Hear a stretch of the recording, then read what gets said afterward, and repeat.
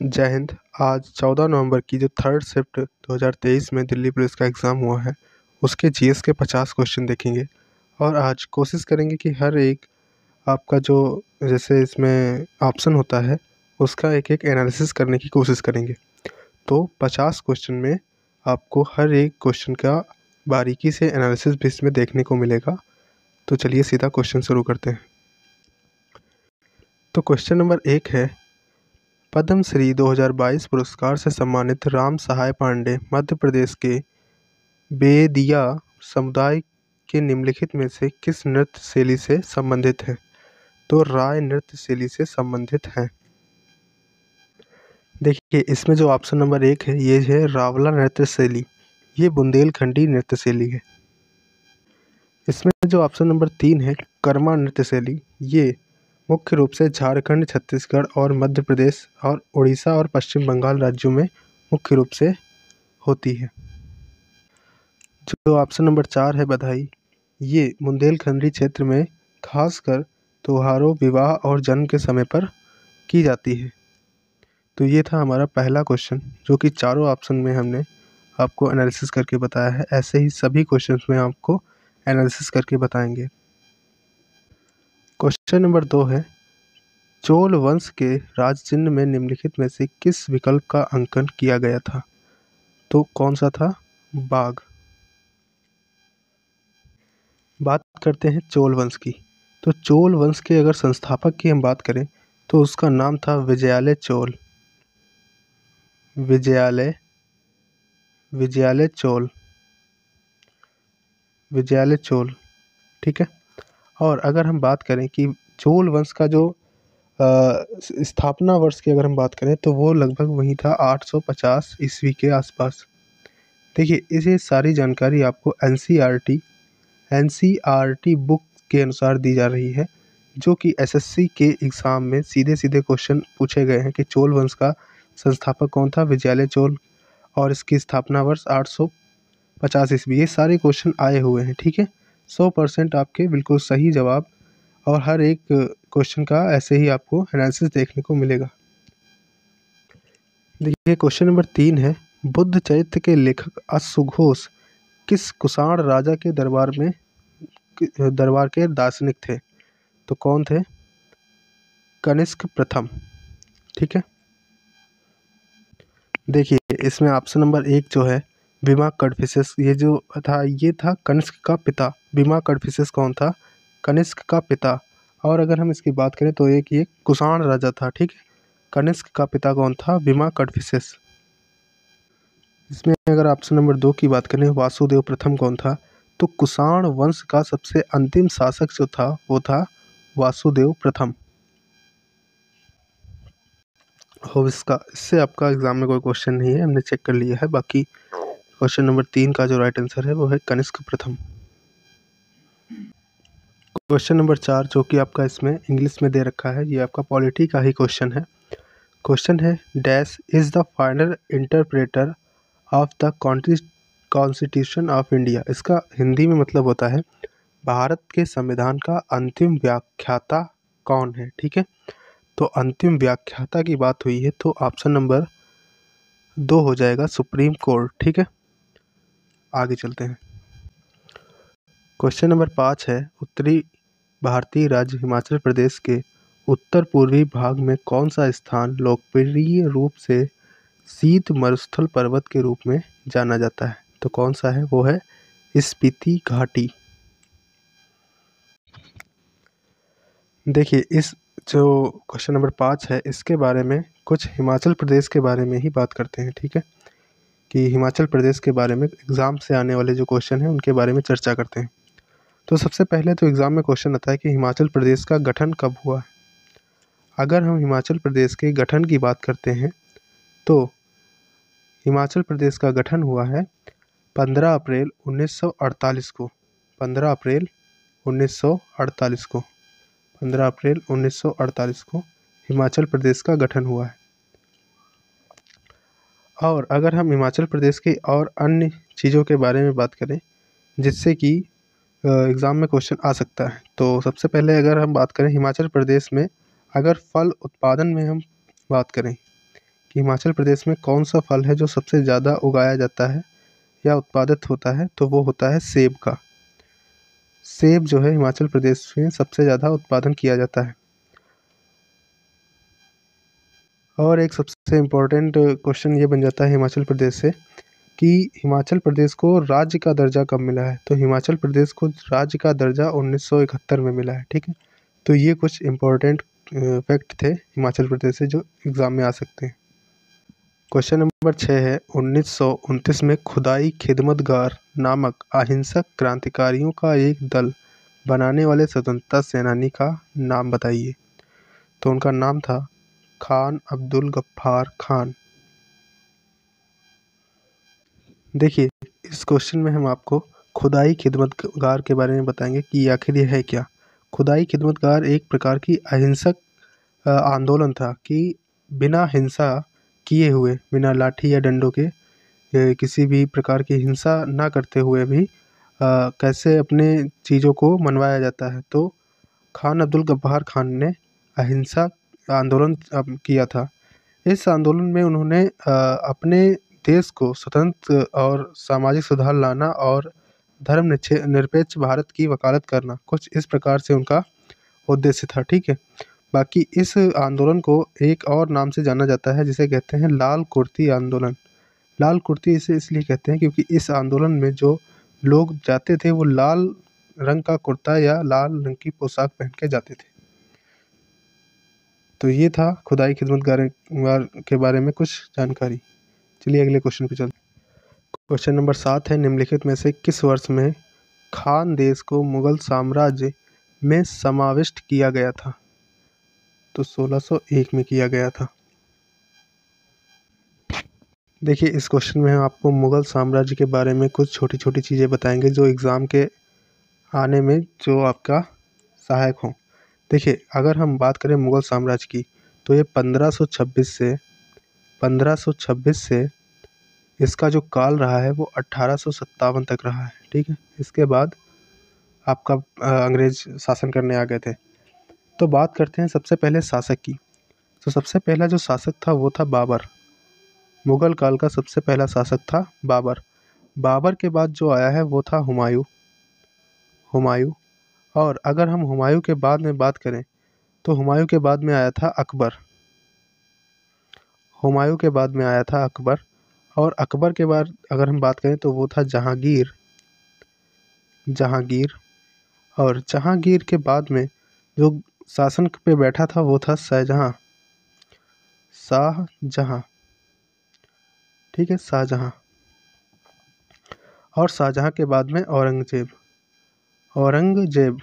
ठीक है, इनके हम शासनकाल आपको बताया देते हैं कि बाबर 1526 में बैठा था, हुमायूं 1540 में बैठा था, अकबर 1556 में बैठा था, जहांगीर 1605 में बैठा था, शाहजहां 1628 में बैठा था और जो औरंगजेब था वो था 1658 में बैठा था। ठीक है, तो ये थे आपके मुख्य मुगल साम्राज्य के शासक। कभी कभी आपसे इनका क्रम भी पूछ लेता है कि बाबर के बाद कौन गद्दी पे बैठा था। हुमायूं के बाद अकबर के बाद जहांगीर, फिर शाहजहां, फिर औरंगजेब।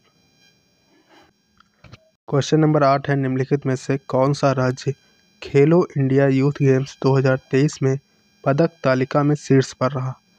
तो महाराष्ट्र पदक तालिका में शीर्ष पर रहा है। खेलो इंडिया यूथ गेम की जो है बात करते हैं, इसकी शुरुआत जो हुई थी वो हुई थी 2018 में। ठीक है, 2018 में इसकी शुरुआत हुई थी। अच्छा, शुरुआत में इसका नाम था खेलो इंडिया स्कूल गेम्स। ठीक है, खेलो इंडिया स्कूल गेम्स इसका शुरुआत में नाम था। बाद में इसका नाम जो चेंज हुआ है वो 2019 में नाम चेंज हुआ है, तब इसका नाम रखा गया है खेलो इंडिया यूथ गेम्स। ठीक है, ये थी इसकी क्वेश्चन की कुछ थोड़ी सी जानकारी। हर एक क्वेश्चन में थोड़ी थोड़ी आपको एक्स्ट्रा जानकारी मिलती रहेगी। क्वेश्चन नंबर 9 है, हिमाचल प्रदेश में हिडिंबा देवी के सम्मान में निम्नलिखित में से कौन सा उत्सव मनाया जाता है। तो कौन सा है, वो है डोंगरी महोत्सव। अच्छा, अब बात करते हैं हिमाचल प्रदेश के जो उत्सव हैं उनकी, प्रमुख उत्सव की हम बात करते हैं। तो सबसे पहले कुल्लू दशहरा जो है वो हिमाचल प्रदेश का प्रमुख उत्सव है। इसके बाद में अगर हम बात करें तो वो है मंडी शिवरात्रि जो है इसके बाद में आता है मंडी शिवरात्रि के बाद में डोंगरी महोत्सव। डोंगरी महोत्सव एक है जो कि बहुत इम्पोर्टेंट है। ये देखिए जी वो महोत्सव हैं जैसे कुल्लू दशहरा हो गया आपका, मंडी शिवरात्रि हो गई, उसके बाद में डोंगरी महोत्सव हो गया। ये इतने इम्पोर्टेंट है कि हर बार क्वेश्चन अगर आपसे उत्सव से पूछेगा हिमाचल प्रदेश से तो यहीं से आएगा। फिर बात करते हैं मिंजर मेला।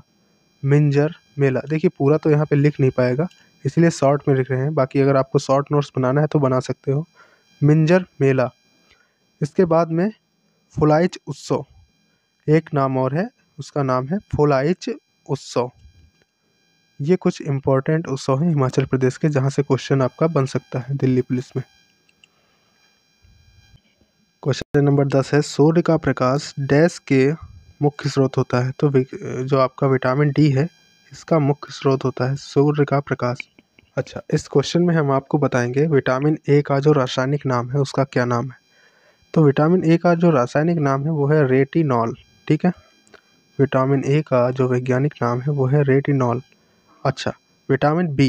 विटामिन बी में कई सारे आपके कंपाउंड आते हैं, जैसे B1 आपका अलग हो गया, B2 आपका अलग हो गया, फिर B3 है, B3 के बाद B5 है, B5 के बाद B6 7 उसके बाद 12 है। ठीक है, ये अलग अलग हैं और सबके अलग अलग नाम हैं। तो हम आपको B1 का बताया दे रहे हैं, बाकी ज़्यादा इम्पोर्टेंट है नहीं।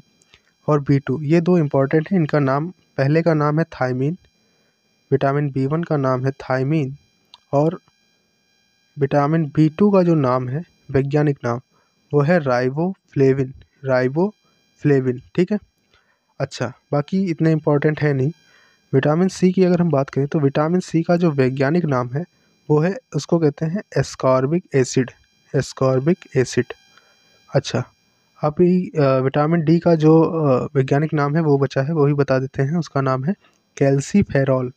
ठीक है, ये हो गया विटामिन का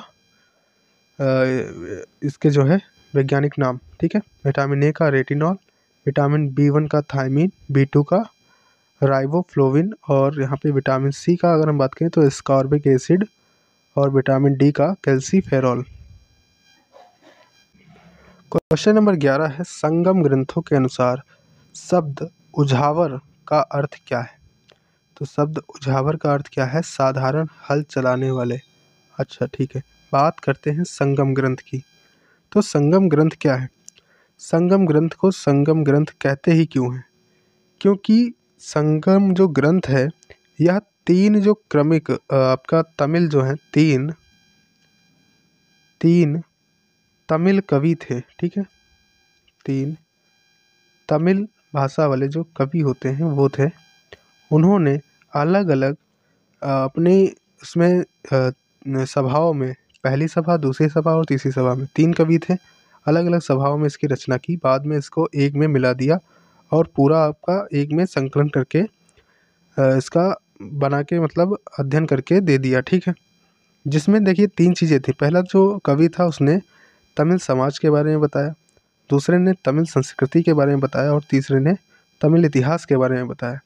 इसीलिए इन तीनों को जब एक में मिला दिया तो संगम ग्रंथ नाम दे दिया गया। ठीक है, इसी में एक शब्द है उझावर, इसका अर्थ है साधारण हल चलाने वाला। क्वेश्चन नंबर 12 है उच्च न्यायालय को भारतीय संविधान के किस अनुच्छेद के तहत रिट जारी करने की शक्ति प्राप्त है। तो अनुच्छेद 226। अच्छा, अब बात करते हैं अनुच्छेद 223। तो 223 में क्या है, 223 में है जिला न्यायाधीश की नियुक्ति के बारे में जो है 223 में उल्लेखित है। 225 की अगर हम बात करें तो 225 में क्या है, मौजूदा उच्च न्यायालय के अधिकार क्षेत्र के बारे में जो हमें बताता है वो है 225। फिर से बताते हैं 225 में क्या है, मौजूदा उच्च न्यायालय के अधिकार क्षेत्र के बारे में ये हमें बताता है। बात करते हैं अनुच्छेद 222 की। तो अनुच्छेद 222 में क्या लिखा हुआ है देखते हैं। देखिए अनुच्छेद 222 में क्या लिखा हुआ है, हम आपको पूरा पढ़ के बताते हैं। अनुच्छेद 222 में लिखा हुआ है राष्ट्रपति भारत के मुख्य न्यायमूर्ति से परामर्श के पश्चात किसी न्यायाधीश को एक उच्च न्यायालय से भारत के राज्य क्षेत्र के भीतर किसी अन्य उच्च न्यायालय में स्थानांतरित कर सकेगा। अच्छा, अगर हम इसको शॉर्ट में बताएं तो जो राष्ट्रपति है वो भारत के किसी उच्च न्यायालय के एक न्यायाधीश को दूसरे राज्य क्षेत्र के न्यायाधीश में स्थानांतरित कर सकेगा। ठीक है, तो ये था हमारा क्वेश्चन नंबर 12। क्वेश्चन नंबर 13 है, पंडित अयोध्या प्रसाद डैश से जुड़े थे। किससे जुड़े थे? पखावत से जुड़े थे। ठीक है, बात करते हैं ऑप्शन नंबर 1 की। वीणा वादक, प्रमुख वीणा वादक कौन कौन था? तो सबसे पहले जो नाम आता है वो आता है जयंती कुमारेश, जयंती कुमारेश का। उसके बाद में जो सबसे प्रमुख थे वो थे एस बालचंदर, और एक थे सोमा सुधीर। ठीक है, तो ये थे वीणा वादक। और वीणा वादक की अगर हम बात करें रुद्र वीणा वादक की, तो उसके सबसे जो जाने माने सबसे उस्ताद हैं उनका नाम है उस्ताद असद अली खान। ठीक है, इसमें बात करते हैं अगर हम गिटार की बात करें तो ब्रजभूषण जो काबरा जी थे, पंडित ब्रजभूषण काबरा, वो गिटार बजाते थे। और यहीं से क्वेश्चन बनता है अगर हम बात करें बांसुरी की। बांसुरी वादक जो सबसे प्रसिद्ध थे, जहाँ से क्वेश्चन बार बार आता है, वो थे पंडित हरि प्रसाद चौरसिया जी। ठीक है, तो हमने आपको तीनों ऑप्शन बता दिए, चारों ऑप्शन जो है, पहले वीणा वादक भी बता दिया और आपको पखावज के बारे में तो क्वेश्चन ही है, गिटार वादक और बांसुरी वादक। क्वेश्चन नंबर 14 है, स्वतंत्रता के बाद स्थापित उद्योगों पर पूर्ण नियंत्रण किसका था? तो किसका था स्वतंत्रता के बाद? सरकार का था। तो देखिए, इस क्वेश्चन में बात करते हैं भारत के स्वतंत्रता के बाद के समय की। तो भारत के स्वतंत्रता के बाद के समय की अगर हम बात करें तो क्या हुआ था? सबसे पहले तो आपको पता है कि 15 अगस्त 1947 को भारत स्वतंत्र हो गया। ठीक है, उसके बाद अगर हम बात करें तो रियासतों का फिर एकीकरण हुआ, जो अलग अलग रियासतें थी सभी का एकीकरण हुआ। उसके बाद में एक मुख्य पॉइंट बनता है यहाँ पे कि महात्मा गांधी की हत्या भी इसी टाइम हुई थी। कब हुई थी? 1948 में। महात्मा गांधी की हत्या 1948 में हुई। ये हम बात कर रहे हैं स्वतंत्रता के बाद की प्रमुख घटनाओं के बारे में। ठीक है, एक क्वेश्चन यहाँ से बन सकता है कि महात्मा गांधी की हत्या 1948 में हुई थी। फिर अगला क्वेश्चन यहाँ पे बन सकता है कि स्वतंत्रता के बाद 1950 में संविधान का निर्माण हुआ था। ठीक है, भारतीय संविधान लागू कब हुआ था? 1950 में हुआ था। ठीक है, उसके बाद एक क्वेश्चन यहाँ से बन सकता है कि आम चुनाव कब हुए थे? तो आम चुनाव 1951 से 52 में हुए थे। एक क्वेश्चन यहाँ से ये बन सकता है। ये सब स्वतंत्रता के बाद की कहानी जो है आपका क्वेश्चन बन सकता है यहाँ से।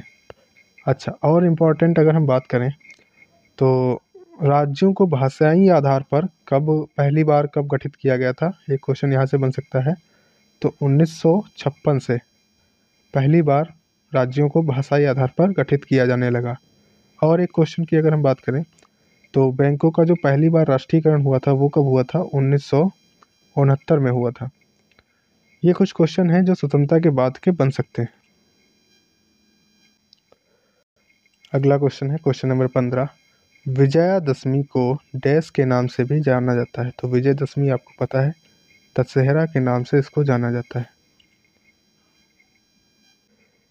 देखिए, इस क्वेश्चन में कोई खास ऐसा एनालिसिस करने वाला है नहीं, तो आगे सीधा अगले क्वेश्चन पे चलते हैं। क्वेश्चन नंबर 16 है, भारत की वर्ष 2011 की जनगणना के अनुसार 2001 से 2011 के दशक में हिंदू जनसंख्या की वृद्धि दर डैश थी। कितनी थी? 16.8%। ठीक है, कितनी थी? 16.8%। अच्छा, ठीक है, अब बात कर लेते हैं थोड़ा जनगणना 2011 की। यहाँ से कौन कौन से क्वेश्चन हमसे पूछे जा सकते हैं? तो पहला ही क्वेश्चन आपसे बन सकता है यहाँ से कि 2011 की जो जनगणना थी वह कौन से नंबर की थी? तो वह 15वें नंबर की थी। ठीक है, अच्छा, अगला क्वेश्चन क्या बन सकता है यहाँ से कि स्वतंत्रता के बाद, अभी हमने आपको बताया कि स्वतंत्रता हमें कब मिली? 15 अगस्त 1947 को। स्वतंत्रता के बाद ये भारत की कौन सी जनगणना थी? तो ये 7वीं जनगणना थी। यहाँ से क्वेश्चन ये बन सकता है। और देखते हैं यहाँ से मुख्य जो हमारे पॉइंट हैं वो क्या बन सकते हैं। जैसे कि टोटल साक्षरता दर या कुल साक्षरता दर टोटल साक्षरता दर हमारे भारत की कितनी थी इस जनगणना के अनुसार? तो जो टोटल साक्षरता दर थी वो थी 74.04%। अच्छा, इसमें भी अगर हम बात करें कि पुरुष साक्षरता दर कितनी थी, तो पुरुष साक्षरता दर यानी कि मेल साक्षरता दर की बात करें तो कितनी थी? वो थी 82.14%। 82.14%। और अगर महिला साक्षरता दर की बात करें, फीमेल साक्षरता दर की, तो वो थी 65.46%। और देखते हैं यहाँ से क्या क्या क्वेश्चन बन सकते हैं हमारे जनगणना से। लगभग अगर हम बात करें कि यहाँ पे शिशु लिंगानुपात कितना था, तो यहाँ से कई बार क्वेश्चन आया है कि चाइल्ड लिंगानुपात कितना रहा है, तो वो था 919। ठीक है, बाकी क्वेश्चन तो इसमें भाई कई सारे हैं, धीरे धीरे आगे आते रहेंगे तो आपको बताते रहेंगे। ठीक है, क्वेश्चन नंबर 17 है, लोकसभा में डैश सीटें अनुसूचित जाति के सदस्यों के लिए आरक्षित हैं? कितनी हैं? 84 सीटें अनुसूचित जाति के लिए आरक्षित हैं। अच्छा ठीक है, बात करते हैं अगर हम लोकसभा में, लोकसभा कौन से आर्टिकल में है? तो लोकसभा आर्टिकल नंबर 81 में है। ठीक है, फिर अगर आगे बात करते हैं कि इसमें अधिकतम सदस्यों की संख्या कितनी हो सकती है, तो 550 हो सकती है। और अगर हम इसमें बनने वाले इम्पोर्टेंट क्वेश्चन की बात करें तो इसका कार्यकाल कितना हो सकता है लोकसभा का? मुख्य रूप से 5 वर्ष ही हो सकता है। और जो इसकी अध्यक्षता है लोकसभा की, वो कौन करता है? तो अध्यक्ष जो इसके होते हैं इनको अध्यक्ष कहते हैं, लोकसभा अध्यक्ष, या तो इन्हें स्पीकर इंग्लिश में कह देते हैं। फिर अगला जो मुख्य क्वेश्चन यहाँ से बनता है कि लोकसभा सदस्य बनने की न्यूनतम आयु कितनी होती है? 25 वर्ष होती है। वहीं अगर हम राज्यसभा सदस्य की बनने की बात करें तो वहाँ पे 30 वर्ष हो जाती है। तो ये थे कुछ इम्पोर्टेंट फैक्ट या क्वेश्चन जो कि एग्जाम में सीधा सीधा आपसे पूछता है। क्वेश्चन नंबर 18 है, किस सिंड्रोम के कारण कंधों के बीच एक मोटा कुबड़ एक गोल चेहरा और त्वचा पर गुलाबी या बैंगनी खिंचाव के निशान हो जाते हैं? तो कौन सा है? वो है कुशिंग सिंड्रोम। देखिए, इसमें कुछ एनालिसिस करने वाला है नहीं, जिस क्वेश्चन में नहीं होगा उसको स्किप कर देंगे, बाकी नेक्स्ट क्वेश्चन में जब एनालिसिस करने वाला आएगा तो उसमें और अच्छे से एनालिसिस करते रहेंगे। क्वेश्चन नंबर 19 है, कैस्पोर माइक्रो क्रेडिट एक ऐसी कंपनी है जो देश के सबसे पिछड़े जिलों में काम नहीं करती है। तो वो कंपनी कहाँ की है? तेलंगाना की।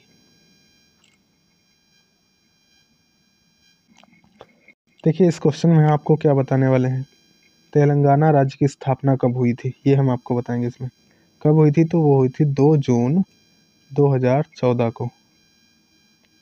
2 जून 2014 को क्वेश्चन आया हुआ है दिल्ली पुलिस 2023 में, आपको आगे एनालिसिस में देखने को मिल सकता है।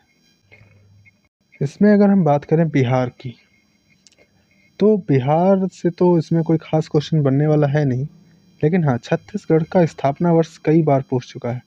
तो छत्तीसगढ़ का स्थापना वर्ष 1 नवंबर सन 2000 में छत्तीसगढ़ की स्थापना हुई। देखिए, बिहार से क्वेश्चन तो कई सारे बनते हैं, लेकिन स्थापना वर्ष नहीं पूछता है। झारखंड का स्थापना वर्ष पूछ लेता है। तो झारखंड का स्थापना वर्ष कब हुआ था? 15 नवंबर सन 2000 में इसका भी स्थापना वर्ष था। ठीक है, तो ये क्वेश्चन इंपॉर्टेंट है और आते हैं बार बार। क्वेश्चन नंबर 20 है, निम्नलिखित में से किसे हरित क्रांति द्वारा प्रतिस्थापित किया गया था? तो ऑप्शन नंबर 3 सही है, जैविक खाद का प्रयोग। देखिए, इसमें कुछ आपका एनालिसिस कराने वाला है नहीं, लेकिन हाँ, ये है कि हरित क्रांति के बारे में आपको जानकारी दे सकते हैं। जैसे कि हरित क्रांति की अगर हम बात करें तो इसकी शुरुआत कब हुई थी? इसकी शुरुआत हुई थी 1960 में। हरित क्रांति की शुरुआत कब हुई थी? 1960 में। ठीक है, अगर हम डायरेक्ट इसके क्वेश्चन पे जाएं कि इससे क्वेश्चन क्या बन सकता है, तो क्वेश्चन बनता है कि विश्व स्तर पर हरित क्रांति के जनक कौन थे? विश्व स्तर पर, ध्यान रखना, पूरे वर्ल्ड में अगर बात करें तो कौन थे? नॉर्मन बोरलाग, ठीक है। और अगर हम बात करें यहाँ से कि भारत में हरित क्रांति के जनक कौन थे, तो एम एस स्वामीनाथन। ये कुछ क्वेश्चन इंपॉर्टेंट यहाँ से बन सकते हैं। क्वेश्चन नंबर 21 है, पंडित हरि प्रसाद चौरसिया डैश के प्रसिद्ध प्रतिपादक हैं। हमने आपको थोड़ी देर पहले ही आपको बताया था कि बांसुरी वादक पंडित हरि प्रसाद चौरसिया। अब बात करते हैं तबला वादक और सितार वादक और सरोद वादक की। देखिए, तबला वादक की अगर हम बात करें, इम्पोर्टेंट जो बार बार सवाल आपसे क्वेश्चन में पूछा जाता है, तो सबसे पहला जो नाम आता है वो है उस्ताद जाकिर हुसैन। उसके बाद उनके ही पिताजी उस्ताद अल्लाह रखा। उसके बाद अगर हम बात करें तो पंडित किशन महाराज। फिर कोई ऐसे नाम तो कई सारे हैं, लेकिन जो इम्पोर्टेंट है वो हमने आपको बताया है। फिर अगर हम बात करें कि सितार वादक जो प्रसिद्ध हैं और क्वेश्चन बार बार आता है, हम उन्हीं का यहाँ पे जिक्र करेंगे।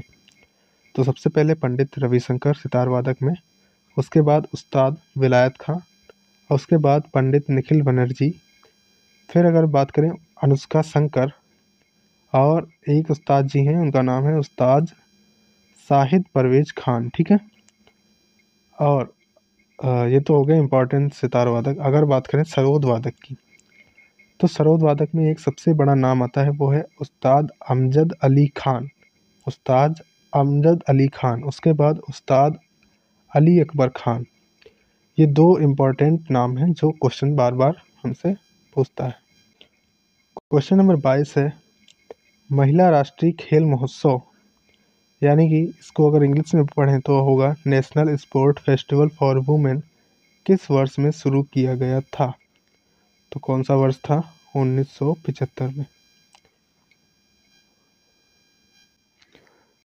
क्वेश्चन नंबर 23 है, साख नियंत्रण के निम्नलिखित में से किस उपाय के लिए सुविकसित मुद्रा बाजार की आवश्यकता है?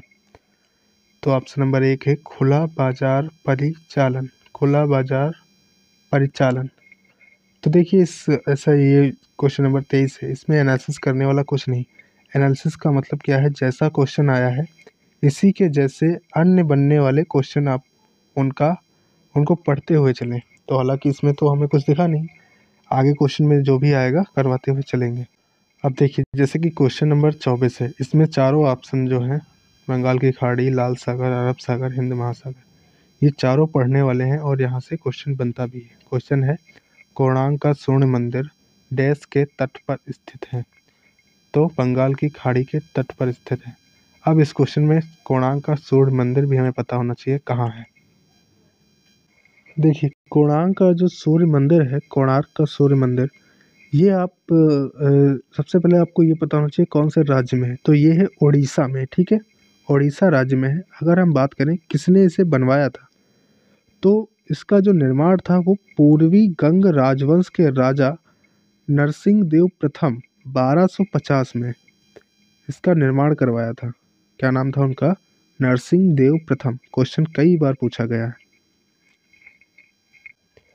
देखिए, अब जैसे इसमें ऑप्शन नंबर 2 है लाल सागर। तो लाल सागर से केवल आपसे एक ही क्वेश्चन बनता है।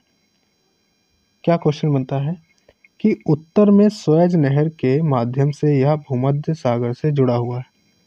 कंपटीशन के इतिहास में लाल सागर से आज तक यही क्वेश्चन बना है हर बार में कि यह जो है वो उत्तर में स्वेज नहर के माध्यम से यह भूमध्य सागर से जुड़ा हुआ है, ठीक है। अगर हम बात करें आपका अरब सागर की, तो अरब सागर में क्या है कि यह जो है इसका जुड़ाव लाल सागर से इसका जुड़ाव है।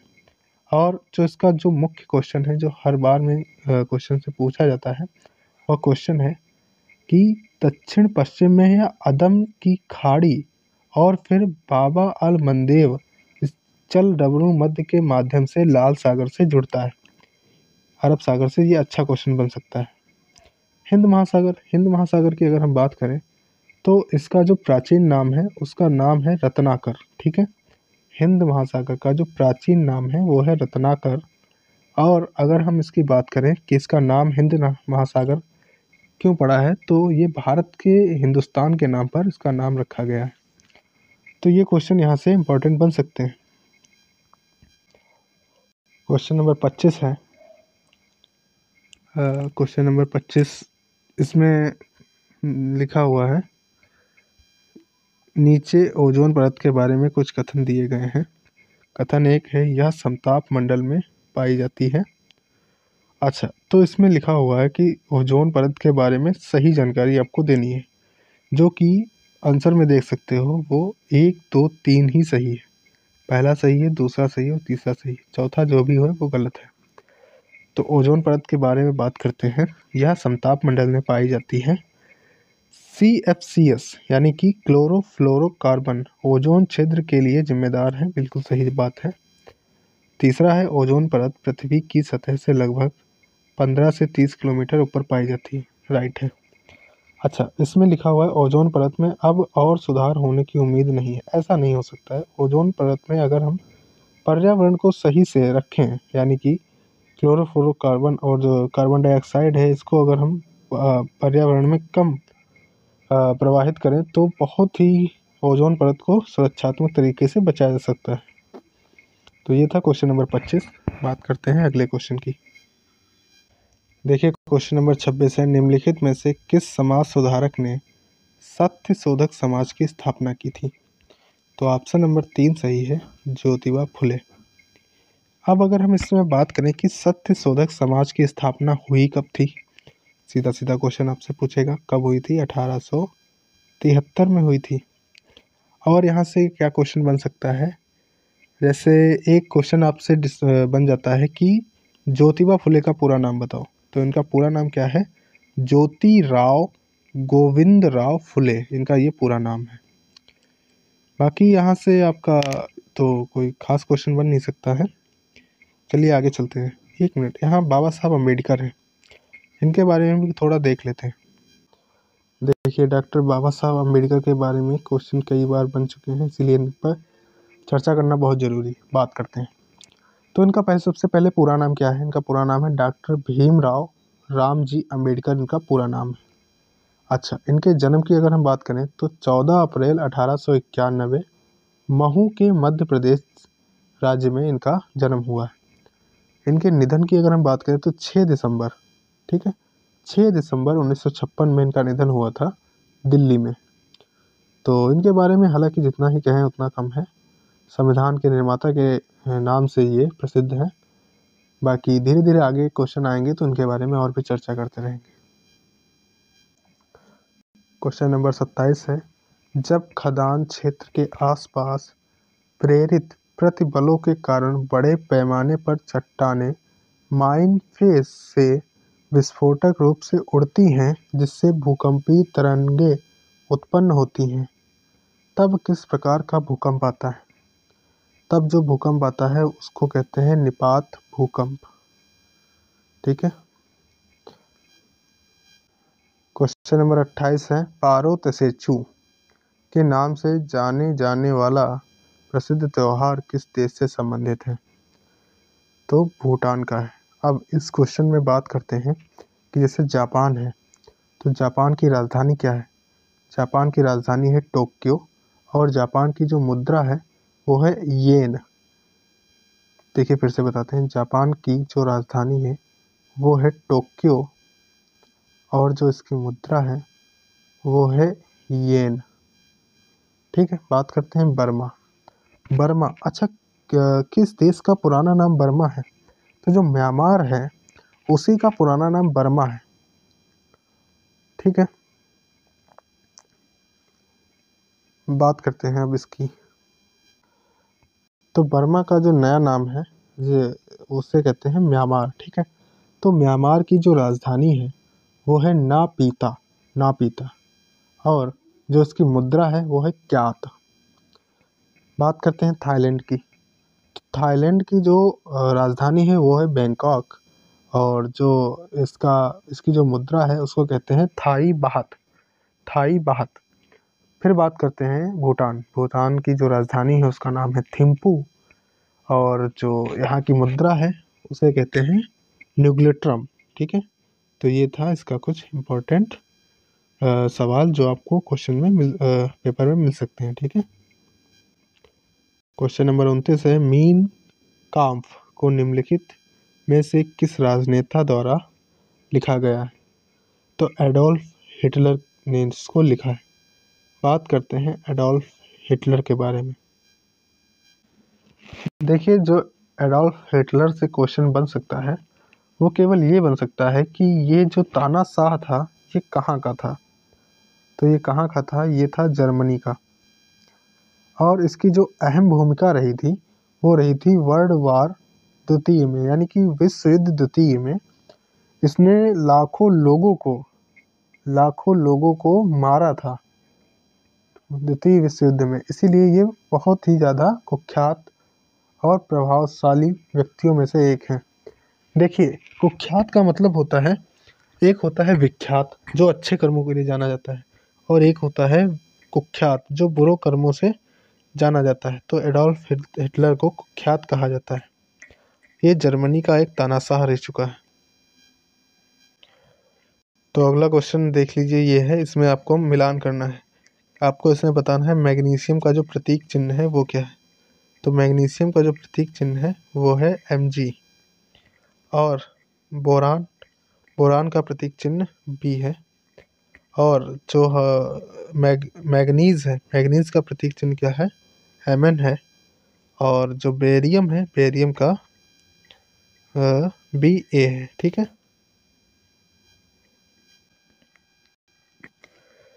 क्वेश्चन नंबर 31 है, नागे बाजार जूडो में इस्तेमाल की जाने वाली डैश की तकनीक की। तो क्या बोलते हैं इसको? कहते हैं दूर हटाना या थ्रोइंग। क्वेश्चन नंबर 32 है, किस संविधान संशोधन अधिनियम के तहत उद्देशिका में धर्म निरपेक्ष शब्द जोड़ा गया है? तो कौन सा है? वो है 42वां संविधान संशोधन अधिनियम। बात करते हैं 42वें संविधान संशोधन अधिनियम की। तो इसको मिनी कॉन्स्टिट्यूशन ऑफ इंडिया भी कहा जाता है। और अगर हम इसकी बात करें तो इसमें जो है प्रस्तावना में आपका संशोधन किया गया था इस संविधान संशोधन में, जिसमें 3 शब्द समाजवादी, पंथ निरपेक्ष और अखंडता जोड़े गए थे। आगे अगर हम बात करें तो इसमें मौलिक कर्तव्य भी जोड़ा गया था, जो कि भाग 4A में 10 मौलिक कर्तव्य शामिल थे, जो कि 51A जो अनुच्छेद है उसमें जोड़ा गया था। ये पहला पॉइंट था, ये दूसरा पॉइंट है। और बात करते हैं, अगर इसमें कई सारे बदलाव हुए थे, धीरे धीरे आगे और देखेंगे, हमने आपको मुख्य पॉइंट बता दिए। क्वेश्चन नंबर 33 है, आत्मकथा long walk to freedom dash द्वारा लिखी गई थी। तो किसने लिखा था? नेल्सन मंडेला ने इसको लिखा था। तो इस क्वेश्चन में बात करते हैं रविन्द्रनाथ टैगोर। रविन्द्रनाथ टैगोर एक शिक्षाविद, कवि और दार्शनिक भी रहे हैं। और अगर बात करें महात्मा गांधी की, तो ये एक राजनेता, स्वतंत्रता सेनानी और सामाजिक सुधारक भी रहे हैं। और भीमराव अंबेडकर, हम अभी आपको बताया था, संविधान निर्माता और एक राजनीतिक भी रहे हैं, और एक दलित नेता के नाम से भी प्रसिद्ध हैं। क्वेश्चन नंबर 34 है, मानव के लिए एक जाति, एक धर्म, एक ईश्वर के दर्शन को किसने प्रतिपादित किया? तो किसने किया? श्री नारायण गुरु ने। अच्छा, ठीक है। इस क्वेश्चन में बात करते हैं महात्मा गांधी की जो जन्म तिथि है वो कौन सी, मतलब वो उनकी जन्म तिथि कौन से दिन को मनाई जाती है, या उनका जन्मदिन किस तारीख और किस सन को हुआ है? तो 2 अक्टूबर 1869 में इनका जन्म हुआ था। बात करते हैं राजा राम मोहन राय का जन्म कब हुआ था। इनका जन्म हुआ था 22 मई 1772 को। सावित्री बाई फुले के अगर हम जन्मदिन की बात करें तो उनका जन्म हुआ था 3 जनवरी 1831 को। तो ये थे मुख्य पॉइंट जो कि क्वेश्चन आपका एग्जाम में बन सकते हैं। क्वेश्चन नंबर 35 है, वैश्वीकरण के संदर्भ में PPP का पूर्ण रूप क्या है? तो क्या है? Purchasing power parity. तो यहाँ से ये आपका आंसर हो जाएगा। देखिए, इसमें तो कोई एनालिसिस करने जैसा है नहीं, आगे देखते हैं। क्वेश्चन नंबर 36 है, भारतीय संविधान का निम्नलिखित में से कौन सा अनुच्छेद उच्च न्यायालय को रिट जारी करने का अधिकार प्रदान करता है? तो ये क्वेश्चन अभी हमने देखा था अनुच्छेद 226।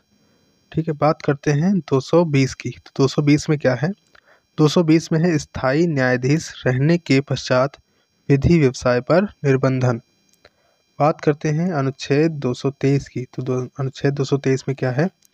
कार्यकारी मुख्य न्यायमूर्ति की नियुक्ति। अनुच्छेद 230 की अगर हम बात करें तो इसमें क्या आता है? इसमें आता है उच्च न्यायालयों की अधिकारिता का संघ राज्य क्षेत्रों पर विस्तार।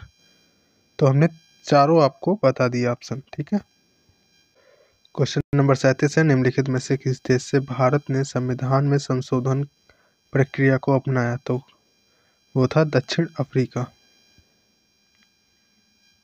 क्वेश्चन नंबर 38 है भारतीय संविधान के किस अनुच्छेद में कहा गया है कि सर्वोच्च न्यायालय में प्रत्येक न्यायाधीश को राष्ट्रपति द्वारा अपने हस्ताक्षर और मुहर के तहत वारंट द्वारा सर्वोच्च न्यायालय और राज्यों में उच्च न्यायालयों के न्यायाधीशों के परामर्श के बाद नियुक्त किया जाएगा, जैसा कि राष्ट्रपति इस उद्देश्य के लिए आवश्यक समझे? तो वो अनुच्छेद है अनुच्छेद 124 के 2 में। क्वेश्चन नंबर 39 है होजागिरी निम्न में से किस राज्य की एक प्रसिद्ध नृत्य शैली है? तो किस राज्य की है? वो है त्रिपुरा। अच्छा, बात करते हैं त्रिपुरा के जो प्रसिद्ध नृत्य हैं उनकी। तो सबसे पहले आता है गरिया नृत्य। ठीक है, गरिया नृत्य। फिर दूसरा है लेबांग बुमानी नृत्य। पहला हो गया गरिया नृत्य, फिर है लेबांग बुमानी नृत्य, फिर इसके बाद में है ममिता नृत्य। ठीक है, ममिता नृत्य। ये कुछ इम्पोर्टेंट नृत्य हैं जो कि त्रिपुरा से बार बार पूछे जा सकते हैं। क्वेश्चन नंबर 40 है भारतीय राष्ट्रीय सर्वेक्षण 2022 के अनुसार किस भारतीय राज्य में सर्वाधिक साक्षरता दर है? तो किस में है? वो है केरल में। क्वेश्चन नंबर 41 है मल्लिका साराभाई निम्नलिखित में से किस नृत्य शैली से एक कुशल नर्तकी हैं? तो कई बार क्वेश्चन आया है कुचिपुड़ी और भरतनाट्यम से। कुचिपुड़ी कहाँ का है? आंध्र प्रदेश का। और भरतनाट्यम कहाँ का है? तमिलनाडु का। क्वेश्चन नंबर 42 है निम्नलिखित में से कौन सा कथन निजीकरण के बारे में सही है? तो यहाँ से केवल सही को देखते हैं। कथन 1 और 2 सही है, तीसरा गलत है। तो पहला क्या सही है? यह आर्थिक दक्षता को बढ़ावा देता है।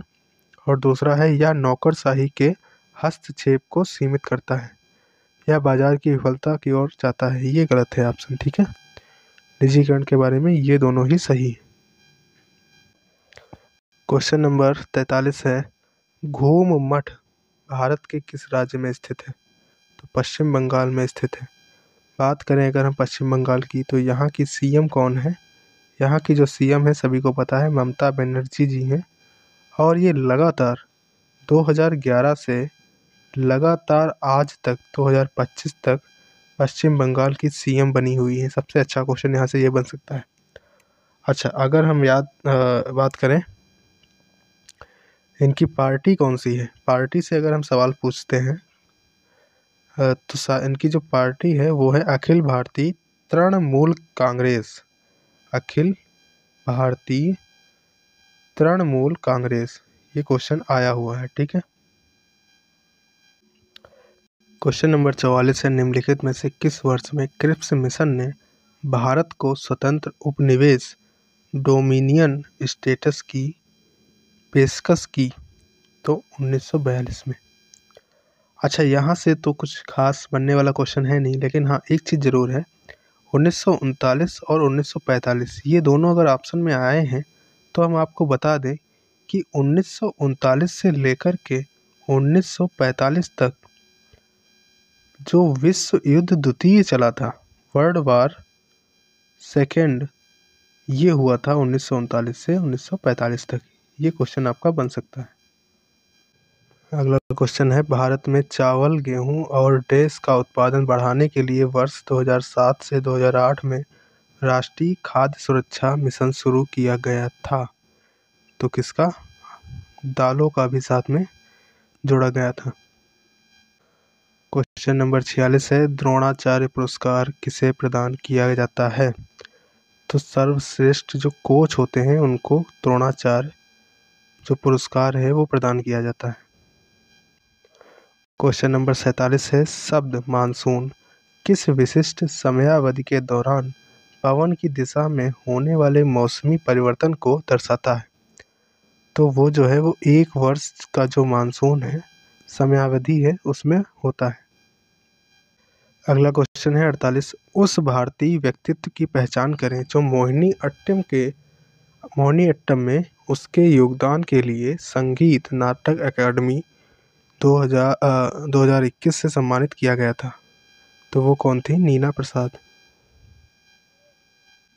क्वेश्चन नंबर 49 है, LERMS की नीति की घोषणा किस बजट में की गई थी? ये क्वेश्चन यहाँ से इम्पोर्टेंट बन जाता है क्योंकि बजट पुराने से पूछ लिया गया है 1992 से 93। ये क्वेश्चन इस बार आने की पूरी संभावना है। वर्ष 2021-2022 में भारत की किस भाषा में सर्वाधिक समाचार पत्र प्रकाशित हुए? तो हिंदी भाषा में हुए। ठीक है, ये 50 क्वेश्चन थे जो कि दिल्ली पुलिस में आए हुए क्वेश्चन है। इससे क्या है कि इससे 4 ऑप्शन होते हैं जिसमें चारों का हमने एनालिसिस किया कि जैसे इस ऑप्शन से हमने कुछ बता दिया, इसमें कुछ बता दिया, इसमें कुछ बता दिया।